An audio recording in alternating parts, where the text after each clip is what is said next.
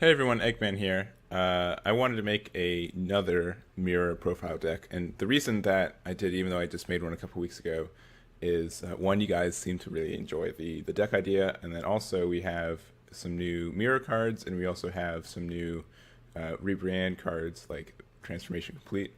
So I wanted to kind of tune it up for set four. I actually have two decks with the kind of Mira Maiden idea. So let's just go through them. So first, the new Mira leader. He chooses one card in your life, add it to your hand. It gains 5k for the duration of the turn, and then you place top three cards from your deck to the drop area. And also, when your life is four or less, you can choose two energy, switch them to active mode, and flip it over. So this is a couple of things. One, it untaps two energy, which I really like for the main deck. I've been trying to incorporate a leader with that for a while, and I think he's the best one right now. He has Self Awaken, which is really cool, and I think he's the first energy untap guy who has Self Awaken abilities. So that's really cool to me. And then also on his flip side, um, there it is. When you attack, draw a card, but also choose three cards in your warp during your active main, place them in your drop area, it gains 5k. So that's really good for two reasons. One, it just refills your warp or refills your discard areas so you can do more overwhelm, but also specifically for the mains deck, for main transformation you want to have a Rosie and a Kakunsa in your drop area, and it's really kind of a catch-22 if you keep warping them, or if you want to have overwhelm stuff you don't really want to overwhelm, and these are in your drop area. So with the front side of, or the awakened side of Mira, you get to put them back into your discard area. You're not really afraid to having a Rosie or Kakunsa be overwhelmed, because you can just easily put them back into your discard pile. So that's cool. And let's see, for the rest of the deck, you've got 2 speed surprise attacks. Just when you indicate, so this is the best one for the androids. For these, obviously, for Sarbuto, he looks at the top 3 for Universe 2. For Rebrianne, he's just a blocker, free blocker for Universe 2. We got Brianna. She's got Barrier, which is actually really, really important. And then also she looks at the top 7 for any of your Maiden squadrons, so any of these 4. We've got Rosie, who's the blocker, who switches to active at the end of your turn if you have the other 2 out. There's Kakunsa, who is critical, who gains dual attack if the other 2 are out. And then also Rebrianne, the more important of the 3, because 1, she can evolve for 3 energy, and when she does, she KOs any battle card. And then also, if the other 2 are on the board, you choose 2 cards from your opponent's hand and put them drop area when she attacks. So that's really strong. That kind of fills the deck of hand destruction and limiting your opponent's options, which is really good. And also the new one, so you pay only one green to EX evolve, and you don't have to discard cards like most EX evolves. She has double strike instead of barrier, which is okay. Barrier is always great. And when you play it, when you evolve by placing on top of specifically this one, so you can't EX evolve on this one and get this effect, but you get to switch to active mode. So the idea is like a perfect turn 4 would be, and also when she attacks, your opponent discards 2, when you don't have to have the other 2 on the field to do that. So it's just strictly better. So the combo is what: turn 1 play him, turn 2 play Brienne, turn 3 evolve, and then turn 4 you play Maiden transformation, get these 2 out, attack with Rebrianne, and then you awaken, untap 2 energy, and play transformation complete.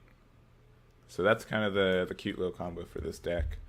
They're gonna have discard 4 cards in hand, have a lot of pressure with Rosie and Kakunsa on field. You had some control with Rebrianne. Any of these turns you can also drop down Rebrianne at any time, and also any of our overwhelm cards can come out. So real quick, we have, this is an overwhelm card, but I added her just for more consistency, just for card draw, and the other effect is good too if you're playing against a yellow deck. Then there's also Relentless Destruction Mira. This is just a quick and easy, make your opponent discard a card, which is always really strong. Type Patrol Trunks, which just lets you look at the top and add to your hand, which is nice because you get to kind of feel out what kind of cards you can have. And since it's a combo deck, it can kind of help fill out your combo and get you what you needed. And then also Supreme Kai of Time World Protector. And then also, I guess, there was some for the Cronoa that looks at the top 3 for a battle card. I guess you could try that for this too. Maybe I should do 2 and 2.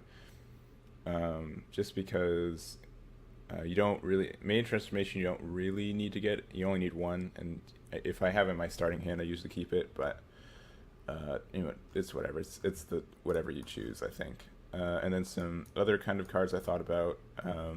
I thought about the Mirror Chain, but I thought the deck was kind of too small, or there wasn't enough space for it in here, so I didn't add it for this deck. Hold on for a sec. This mirror is actually, I really like this mirror because people really don't see it coming. Pay 5, you drop one of their energy, and then also one of the cards. And he can win games just because he's a double strike guy, but I didn't really find room for him in this build, but he can make a comeback. Mass Sands, because these are just strong. This one self-awakens and just helps clear the board. I think this is definitely good for side deck right now. I'm not sure if it's main deck worthy. Minus Killy Zone, which is good. Just kind of a free card draw and lets you not have to be worried about like Crusher Ball and stuff like that, so that's good. And then I thought about Mira. Like, we don't have the combo, but like even just a 1 energy, like 100k power guy swinging is really strong. So I'm not sure about that.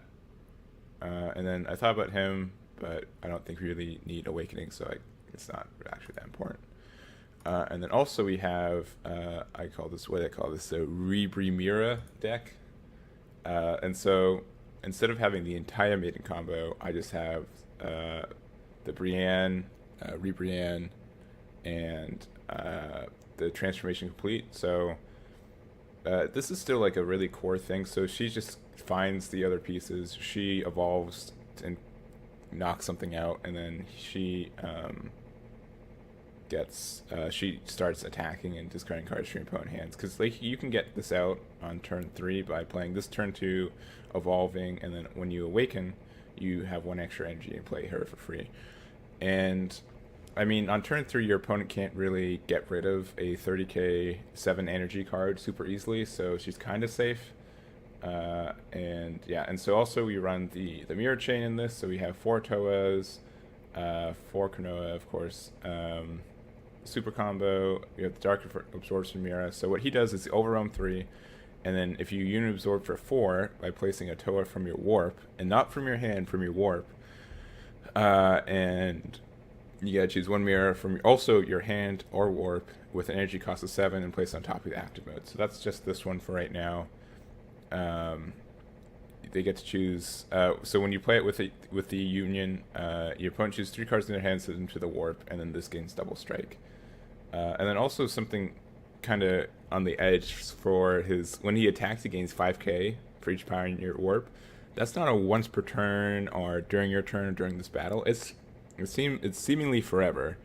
So if you get him off for union, he just stays around. It's just like this super beefy, guy your opponent really can't take care of. So and then also we have to have another Toa just for more consistency. So we have this one. I'm not sure if this is the best one to keep in, but she has Dark Overwhelm 4 with 1 energy, and you guys 2 on your opponent's cards, which is nice. And then we have 2 of each Mass Sand. That's good for this Toa because that's what she does. I might want to find room for more of that other mirror that we had that just simply discards a card when you play it. Which one? This one? No. Where is he? This one. Okay. Just because that's strong and just keeps up the card destruction playstyle of this. So, and then also you don't really. Choose 1 card. Yeah, to awaken you don't even have to attack, which is really good if you're trying to cheese your opponent out of cards in their hand and life and stuff like that. So yeah, and then also some other cards. I thought about this card because he's kind of like a better wanted the Relentless Destruction Mirror for 1 energy, because they discard a card and then he also gets the combo power.